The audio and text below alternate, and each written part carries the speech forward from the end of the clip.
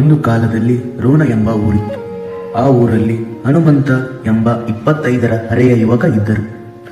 ದೇವರ ಮೇಲೆ ಎಳ್ಳಷ್ಟು ಭಕ್ತಿ ಇಲ್ಲದ ಈತ ಬುದ್ಧಿ ಬಂದಾಗಿನಿಂದ ದೇವಸ್ಥಾನದ ಮೆಟ್ಟಿಲು ಹತ್ತಿರಲಿಲ್ಲ. ಮತ್ತು ಇವನ ತಂದೆ ರಾಮಪ್ಪ ಈ ಸಂಗತಿಯಿಂದ ಹನುಮಂತನ ಮೇಲೆ ಬೇಸರವಾಗಿದ್ರು. ಮತ್ತು ಈತನು ಆಂಜನೇಯನ ಪರಮ ಭಕ್ತನಾಗಿದ್ದರಿಂದ ಮಗನಿಗೆ ಹನುಮಂತ ಎಂದು ಹೆಸರು ಇಡಲಾಗಿತ್ತು. ರಾಮಪ್ಪನು ಮಗನಿಗೆ ಹೇಗಾದರೂ ಮಾಡಿ ದೈವದ ಮೇಲೆ ಭಕ್ತಿಯನ್ನು ಹುಟ್ಟಿಸಲು ಪ್ರಯತ್ನಿಸಿದ. ಅದಕ್ಕೆ ಹನುಮಂತನನ್ನು ದೇವಸ್ಥಾನಕ್ಕೆ ಕರೆದುಕೊಂಡು ಹೋಗಲು ಯೋಚಿಸಿದ. ಮಗು, ಹನುಮಂತ, ಬಾರಪ್ಪ, ದೇವಸ್ಥಾನಕ್ಕೆ ಹೋಗೋಣ. ಅಪ್ಪ, ನಿಮಗೆ ಎಷ್ಟು ಸಾರಿ ಹೇಳಿದ್ದೇನೆ, ಯಾವುದೇ ದೇವಸ್ಥಾನಕ್ಕೂ ನನ್ನ ಕರೆಯಬೇಡಿ ಅಂತ.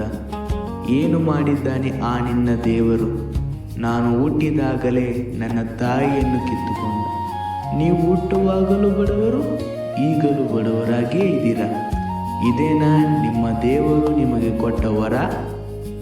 ಮಗನ ಮಾತು ಕೇಳಿದ ತಂದೆ ಮೆಲ್ಲನೆ ನಗುತ್ತಾ ಯೋಚನೆ ಮಾಡುತ್ತಾ ಹೇಳುತ್ತಾನೆ, ನಾನು ಇವನಿಗೆ ಆ ಕತೆ ಹೇಳಲ? ಅಯ್ಯೋಯ್ಯೋ, ಬೇಡ. ಮಗ ಭಯಪಡುತ್ತಾನೆ, ಬೇಡ ಎಂದು ಮನಸ್ಸಿನಲ್ಲೇ ಹೇಳಿಕೊಂಡನು. ಅಪ್ಪ, ಏನು ಯೋಚನೆ ಮಾಡುತ್ತಿದ್ದೀರಾ? ಏನಿಲ್ಲ. ಸರಿ, ನಾನು ನಿನಗೆ ಒಂದು ಕತೆ ಹೇಳ್ತೀನಿ. ಆಗಲಾದರೂ ನೀನು ದೈವವನ್ನು ನಂಬುತ್ತೀಯಾ? ನೀವು ಏನು ಹೇಳಿದರೂ ನನ್ನ ಮನಸ್ಸನ್ನು ಬದಲಾಯಿಸಲು ಸಾಧ್ಯವಿಲ್ಲ ಅಪ್ಪ. ಸರಿ, ನಿಮ್ಮ ಕತೆ ಶುರು ಮಾಡಿ. ತಂದೆಯು ಮೆಲ್ಲನೆ ಉಸಿರು ಬಿಡುತ್ತಾ ಒಲ್ಲದ ಮನಸ್ಸಿನಲ್ಲಿ ಕತೆ ಪ್ರಾರಂಭಿಸಿದನು. ಒಂದು ದಟ್ಟವಾದ ಅರಣ್ಯವಿತ್ತು. ಸೂರ್ಯನ ಬೆಳಕು ಸಹ ಭೂಮಿಯನ್ನು ಸ್ಪರ್ಶಿಸಲು ಕಷ್ಟವಾಗುತ್ತಿತ್ತು. ಹಗಲು ಹಚ್ಚ ಹಸಿರನ್ನು ಹೊಂದಿ ತುಂಬಾ ಸುಂದರವಾಗಿ ಕಾಣುತ್ತಿತ್ತು. ಎಲ್ಲಾ ಪ್ರಾಣಿ ಪಕ್ಷಿಗಳ ತಾಣ ಇದಾಗಿತ್ತು.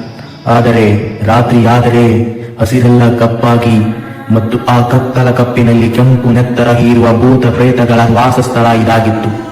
ರಾತ್ರಿಯ ವೇಳೆ ಚಂದ್ರನು ಕೂಡ ಈ ಕಾಡಿಗೆ ಬರಲು ಹೆದರುತ್ತಿದ್ದ. ಇದನ್ನು ಅರಿತ ಜನರು ರಾತ್ರಿಯಾದರೆ ಸಾಕು, ಆ ಕಾಡಿನಲ್ಲಿ ಯಾರೂ ಸಹ ಸಂಚರಿಸುತ್ತಿದ್ದಿಲ್ಲ. ಇದು ಒಂದು ಕಡೆಯಾದರೆ ಇನ್ನೊಂದು ಕಡೆ ಡಿಸೆಂಬರ್ ತಿಂಗಳ ಶೈಕ್ಷಣಿಕ ಪ್ರವಾಸಕ್ಕೆ ಹೋಗಲು ತಯಾರಾಗುತ್ತಿದ್ದ ಮಕ್ಕಳು ಮತ್ತು ಒಂದು ಬಸ್ಸು ಸಿದ್ಧತೆ ಕೂಡ ಮಾಡಲಾಗಿತ್ತು. ಒಬ್ಬ ರಾಮು ಎಂಬ ವ್ಯಕ್ತಿ ಹೆಂಡತಿ ಗರ್ಭಿಣಿಯಾದ ಕಾರಣ ಅವರ ಶಸ್ತ್ರಚಿಕಿತ್ಸೆಗಾಗಿ ಹಣವನ್ನು ಹೊಂದಿಸಲು ಹಗಲು ರಾತ್ರಿ ಎನ್ನದೆ ದುಡಿಯುತ್ತಿದ್ದನು. ಈತನನ್ನೇ ಬಸ್ ಚಾಲಕನಾಗಿ ನೇಮಕ ಮಾಡಲಾಗಿತ್ತು. ಪ್ರವಾಸವೆಲ್ಲ ಮುಗಿದ ನಂತರ ಆ ಬಸ್ಸು ಒಂದು ಕಾಡಿನ ಅಂಚಿನಲ್ಲಿ ಬಂದಿತು. ರಾತ್ರಿ ಆ ರಸ್ತೆಯಲ್ಲಿ ಹೋಗುವುದನ್ನು ಸರ್ಕಾರ ನಿಷೇಧಿಸಿದ್ರು. ಚಾಲಕ ಆ ಸೂಚನೆಯನ್ನು ಗಮನಿಸದೆ ಅದೇ ರಸ್ತೆಯಲ್ಲಿ ಮುಂದೆ ಹೋದನು. ತಮಗೆ ಆಗುವ ತೊಂದರೆಗಳ ಅರಿವು ಇಲ್ಲದೆ ಮಕ್ಕಳು ನಗು ನಗುತ್ತಾ ಕುಣಿಯುತ್ತಿದ್ದರು.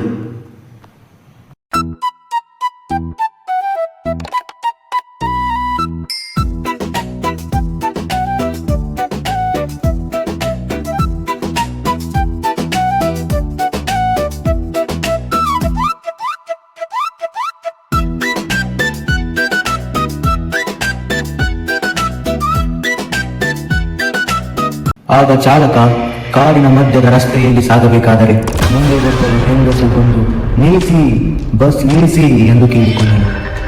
ಎಲ್ಲಿಂದ ಈ ಶಬ್ದ ಬರುತ್ತದೆ ಎಂದು ಚಾಲಕ ಗಾಬರಿಗೆ ಒಳಗಾದ.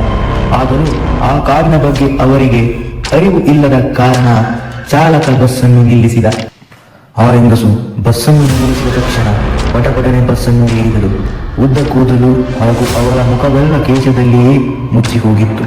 ಕೆಂಪನೆಯ ಕಣ್ಣು ಮಾತ್ರ ಎಲ್ಲರಿಗೂ ಕಾಣುತ್ತಿತ್ತು. ಅವರು ಬಸ್ ಏರಿದ ತಕ್ಷಣ ಬಸ್ಸಲ್ಲಿರುವ ಲೈಟ್ ಶಬ್ದ ಮಾಡುತ್ತಾ ಆನ್ ಆಫ್ ಆಗುತ್ತಿದ್ದವು. ಕಿಟಕಿಯಿಂದ ಬರುವ ತಣ್ಣನೆಯ ಗಾಳಿ ಬಿಸಿ ಗಾಳಿಯಾಗಿ ಹೊರಗಡೆ ಹೋಗುವಷ್ಟು ಅಲ್ಲಿನ ಮಕ್ಕಳು ಬಿಸಿ ಉಸಿರು ಬಿಡುತ್ತಿದ್ದರು. ಮತ್ತು ಈ ಹೆಣ್ಣಿನ ಜೋರಾದ ಉಸಿರಾಟ ಕೊನೆಯ ಸೀಟಲ್ಲಿ ಕುಳಿತಿದ್ದ ಜನಗಳಿಗೂ ಕೂಡ ಕೇಳುತ್ತಿತ್ತು. ಇನ್ನೂ ಕತೆ ಹೇಳುವುದು ಬಾಕಿ ಇತ್ತು. ಅಷ್ಟರಲ್ಲಿ ಹನುಮಂತನು ಹೀಗೆಂದನು, ಯಾವುದೋ ಮೂಢನಂಬಿಕೆ ಕತೆ ಹೇಳ್ತಿದ್ದೀರಾ? ಆಗ ತಂದೆ ಪೂರ್ತಿ ಹೇಳುವವರೆಗೂ ಸುಮ್ಮನೆ ಇರು ಹನುಮಂತ ಎಂದರು. ಅಪ್ಪ, ನಾನು ಕತೆ ಕೇಳುತ್ತಾ ಕುಳಿತರೆ ಗದ್ದೆ ಕೆಲಸ ಮಾಡೋರು ಯಾರು? ಈಗ ಇಷ್ಟು ಸಾಕು, ಕತೆನ ರಾತ್ರಿ ಕೇಳ್ತೇನೆ ಎಂದು ಹೇಳುತ್ತಾ ಸಲಿಗೆಯನ್ನು ಹಿಡಿದು ಹೊರಗಡೆ ಹೋದನು. ಆಗ ತಂದೆ ಗಾಬರಿಯಿಂದ, ಈ ಕತೆ ರಾತ್ರಿ ಹೋಗಲು ಸಾಧ್ಯವೇ ಎಂದು ಹೇಳಿಕೊಂಡರು.